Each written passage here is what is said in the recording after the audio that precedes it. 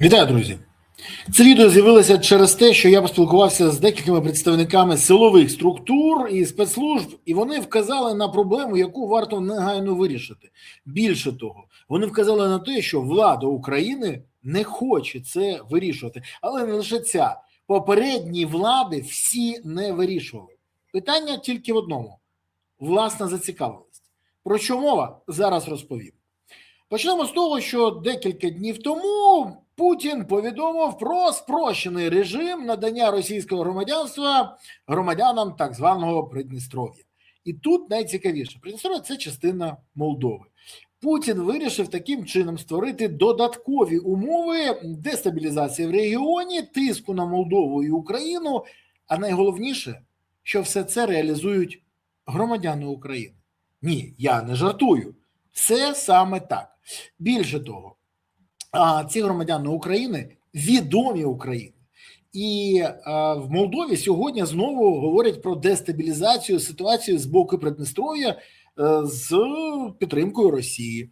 СІБ Молдови вже публічно заявив, що заяви з лівого берега мають спекулятивний характер і спрямовані на нагнітання ситуації. Водночас молдовська влада продовжує говорити про захист суверенітету та євроінтеграційного курсу країни. До речі, якщо запуститься той процес, який планують росіяни, то про інтеграцію можна в Молдові забути. Бо почнуться знову гарячі фази військових дій і, до речі, це будуть використовувати і проти України. І от про це зараз ми і поговоримо. Тому що, дивіться, давайте по черзі. Деякий час тому молдовський 8-й канал виклав от такий допис. Так називаємо лідер Тирасполя Вадим Красносельський. До речі, громадянин України. Якщо хтось не знає, бо в нього є громадянство України. И в Киеве про це знають, и спецслужбы про це знають. Так вот, спустя несколько дней ожидания поблагодарил президента России за указ, предусматривающий упрощенную процедуру получения российского гражданства для жителей левобережья Днестра. Несмотря на то, что акты, принятые одним государством, не имеют юридической силы на территории другого, он заявил, что документ носит гуманитарный характер и направлен на поддержку жителей региона. Ви розумієте, громадянин України, який займається сепаратизмом в Молдові, підтримує російські ініціативи. Хтось чув реакцію з боку України? До речі, всі ці сепаратисти в Придністров'ї дуже добре розуміють, що може зробити Україна, і бояться цього. Прикладом може бути іще одна історія, яка дуже відома. Деякий час назад посол України повідомив про карну справу проти так званого голови Міністерства закордонних справ Придністров'я.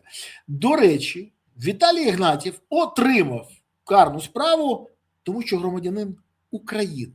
И це був факт. Тут, например, написано по словам Аргавея: Игнатьев является гражданином Украины, он имеет украинский паспорт, и в отношении него ведется украинское уголовное дело. Оценка его действий – компетенция юридических спеціалістів. Ще раз.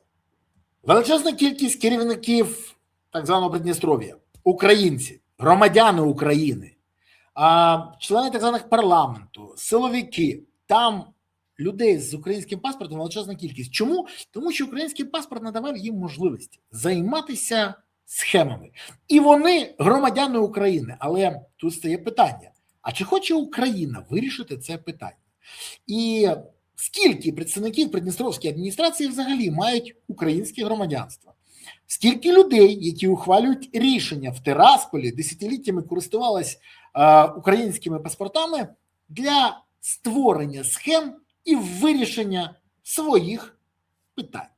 І це не тільки мандрівки до Європи без візи, а ще й багато інших можливостей на території України. І чому ця тема фактично досі публічно ніким не порушувалась? А тому, що вона всіх влаштовувала і в Кишиньові, і в Києві, і в Тирасполі. Бо це бізнес на трьох. Тут нема когось стороннього. І важливо розуміти, що поки хтось займається зароблянням грошей, росіяни реалізують політичні процеси, які шкодять і Молдові, і Україні. І йдеться не про простих людей, йдеться про людей, які впливають на політичні, економічні, інформаційні і силові процеси в регіоні. Більше того, частина цих людей є, ще раз кажу, за наявною інформацією громадянами України. І якщо б іншим громадянам України за подібне вже вчинили би, ну, скажімо так, процесуальні дії або створили би неймовірні проблеми, то по відношенню до цих мовчать. Хоча, коли Ігнатів отримав карну справу, він так перелякався, що не виїжджав з Придністров'я в жодну країну взагалі. І майже 2 роки сидів на своїй дупі і боявся кудись дьорнутися. Але потім злі язики кажуть з Банкової, до речі, що заїхало декілька валіз, побільше, ніж завжди, в Київ, декілька валіз в Кишиньов і 2 валізи, одна в Лавпчі, одна до людині, в Одеській області. І цю тему спустили на гальмах. Це для розуміння.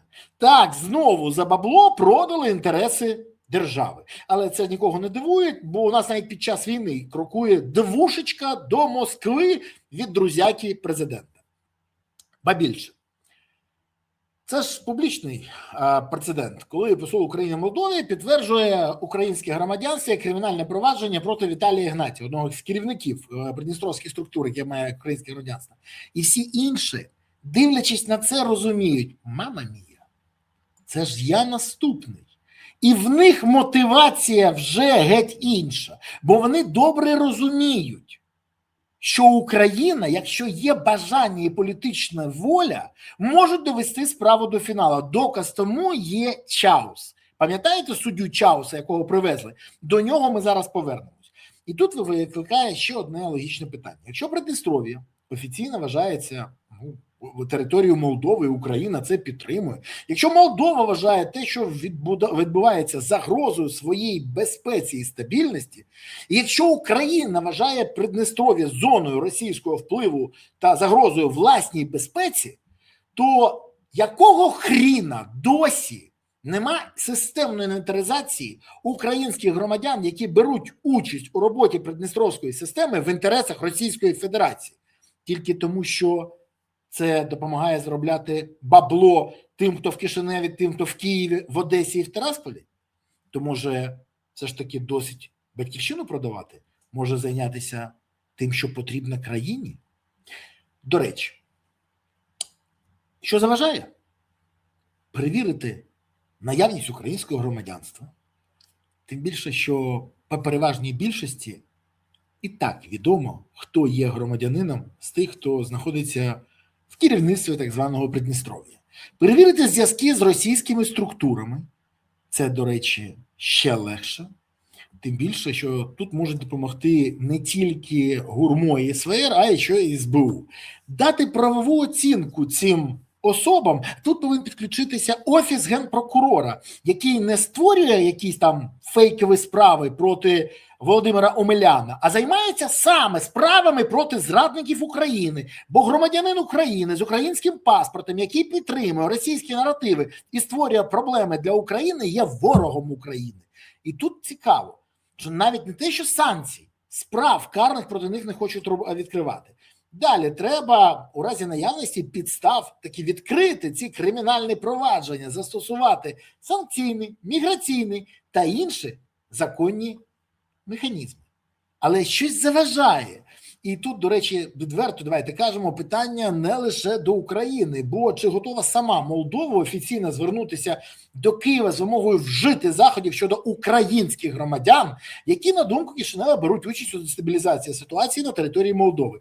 Поки я цього не бачу, але я не бачу і роботи в цьому напрямку. Наприклад, міністр закордонних справ України Сибіга приїжджає в Молдову і цю тему навіть не підіймає. До речі, замість того, щоб їхати на конференцію Ленарта Мері в Таллін, бо він перелякався туди їхати, бо там всі хотіли запитати про будинки династії і про офіс феншуй, Вероніку, пам'ятаєте? Так от, щоб не відповідати, він поїхав в Кишиньов. І там теж не підняв це питання. Може, це йому не важливо? Ну, дійсно, ані він не причетний до оборони України, ані його родичі. Але ще раз ставлю запитання. Може, все ж таки час підняти це питання, чи поки команду з Банкової не дадуть, він цього робити не буде? Так я хочу сказати, з Банкової поки не будуть давати цю команду. Їм це не потрібно. В них все добре. Двушечка повинна йти на Москву і далі. Тому що, якщо ставити всі ці запитання, то вони можуть виявитись вкрай незручними для дуже багатьох людей. Для тих, хто десятиліттями заробляв на цій сірій зоні в Придністров'ї на контрабанді від цукра до цигарок, від алкоголю до безліч чого. Для тих, хто будував схеми на кордоні і живе з них і будує на цьому свої мікроімперії. Для тих, хто публічно говорить про суверенітет, а не публічно підіймає вигідний статус-кво собі на території Придністров'я. Тому що відверто, там теж продають інтереси тих, хто в них вірить, вважає їх лохами. Це найцікавіше. І тоді треба дати відповіді. А для того, щоб дати відповіді, я підіймаю цю тему публічно. І потрібно якісь дії. Бо якщо вирішити цю проблему, то тоді не треба тримати там 2 бригади біля кордону і оборонної лінії. Розумієте? А 2 бригади сьогодні на фронті можуть змінити ситуацію кардинально на наш бік. І, до речі, представники спецслужб України вважають, що достатньо вивести від 100 до 200 громадян України з території Придністров'я, своїх власних громадян, і навіть можна погратися в ТЦК в Придністров'ї. Виконати це готові представники спецслужб, які фахово вміють це робити. А далі є багато варіантів, бо ці люди можуть посилити, наприклад, підрозділи розмінування на фронті, щоб їм не було більш там прикольно підтримувати Росію, або сісти за грати, без права звільнитися. Головне, щоб вони не занесли чергову валізу і їх би не відпустили. Так от, якщо б частина з них сіла років на 15, а декого там втратили по дорозі, або відправили на фронт, саме на команду розмінування, от тоді б, повірте, бажаючих підтримувати такі ідеї в Україні і в Молдові, і навіть в Придністров'ї, поменшало б кратно, а може і зникло б взагалі. І ось цим повинні займатися хлопці, наприклад, з острова, або сварщики, або є ще дехто, хто може. І коли я з ними говорив, вони всі кажуть одне те ж саме. 72 години і питання Придністров'я буде закрите назавжди. Назавжди. До речі, фура пройде з цим всім біосміттям по тих самих контрабандних коридорах, через які завжди йдуть або сигарки, або алкоголь, або ще що. А тут вивезуть українських громадян з території Придністров'я. Бо якось сумнівного Чауса, суддю Чауса, по команді влади наші фахівці можуть привезти з Молдови у багажнику, ризикуючи зруйнувати міждержавні відносини. А от громадян України, які працюють на Росію, які є сепаратистами, які є тими, хто створюють проблеми України і нацбезпеці, не можемо, бо це б'є по кишені нашої влади. Хочеться поставити лише одне запитання. Ви там уху їли? Зовсім уху їли?